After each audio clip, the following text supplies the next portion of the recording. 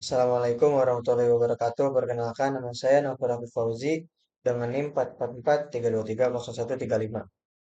Di sini saya akan menjelaskan tentang uji hipotesis satu sampel tabel T.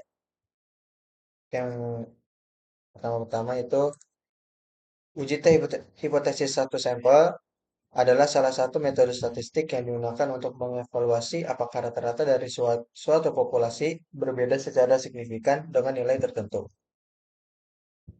Definisi uji T hipotesis satu sampel yaitu menguji satu populasi. Uji T hipotesis satu sampel digunakan untuk menguji hipotesis terkait dengan rata-rata satu populasi. Menentu- menentukan signifikansi uji ini akan menghasilkan nilai p-value yang digunakan untuk menentukan apakah perbedaan rata-rata tersebut signifikan secara statistik. Membandingkan dengan nilai tertentu. Pengujian dilakukan dengan membandingkan rata-rata sampel dengan suatu dengan nilai tertentu yang ditetapkan. Tujuan dari uji T hipotesis satu sampel yaitu untuk mengetahui perbedaan rata-rata uji T hipotesis satu sampel.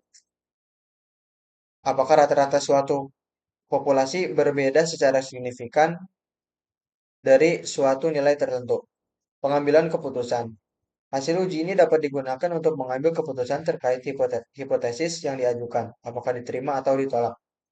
Analisis ilmiahnya yaitu uji ini sering digunakan dalam penelitian ilmiah untuk mengevaluasi hipotesis dan menarik kesimpulan yang valid. Asumsi uji T hipotesis satu sampel. Distribusi normal itu data harus berdistribusi normal segera agar dapat menggunakan uji T. Varians populasi diketahui. Varians populasi harus diketahui atau dapat diestimasi dari sampel.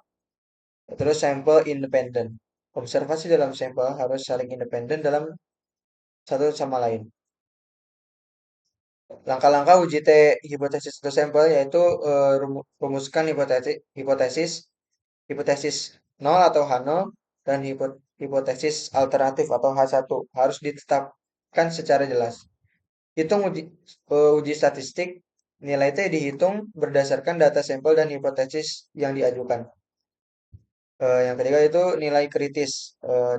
Nilai kritis tabel T ditentukan berdasarkan tingkat signifikansi dan derajat kebebasan. Interpretasi hasil uji T hipotesis satu sampel. Nilai p-value. Jika p-value lebih kecil dari tingkat signifikansi, H0 ditolak. Artinya ada perbedaan yang signifikan. Nilai T dihitung. Jika T hitung besar lebih besar dari tabel T, H0 ditolak. Artinya ada perbedaan yang signifikan. Kesimpulannya, kesimpulan diambil berdasarkan apakah H0 diterima atau ditolak.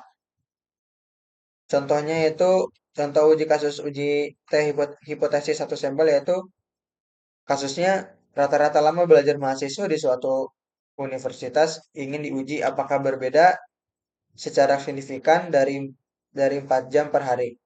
Hipotesisnya H0 rata-rata belajar 4 jam per hari. H1 rata-rata lama belajar tidak sama dengan 4 jam per hari. Terus tebetnya hitung 2,68, nilai p-value-nya 0,012 dengan alfa 0,05, maka H0 ditolak.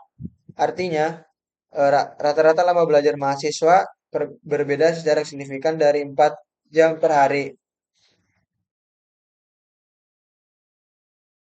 Terus kelebihan dan kekurangan uji T hipotesis satu sampel. Kelebihannya yaitu sederhana dan mudah diinterpretasikan. Kekurangannya itu memerlukan asumsi distribusi normal dan varians populasi diketahui. Aplikasi banyak digunakan dalam penelitian ilmiah dan pengambilan keputusan. Kesimpulannya yaitu uji T hipotesis satu sampel, metode statistik yang berguna untuk mengevaluasi perbedaan rata-rata satu populasi dengan nilai tertentu. Metode ini memiliki kelebihan yang membuatnya banyak digunakan, namun juga memiliki beberapa asumsi yang harus dipenuhi. Sekian dari saya, kurang lebihnya mohon maaf. Wassalamualaikum warahmatullahi wabarakatuh.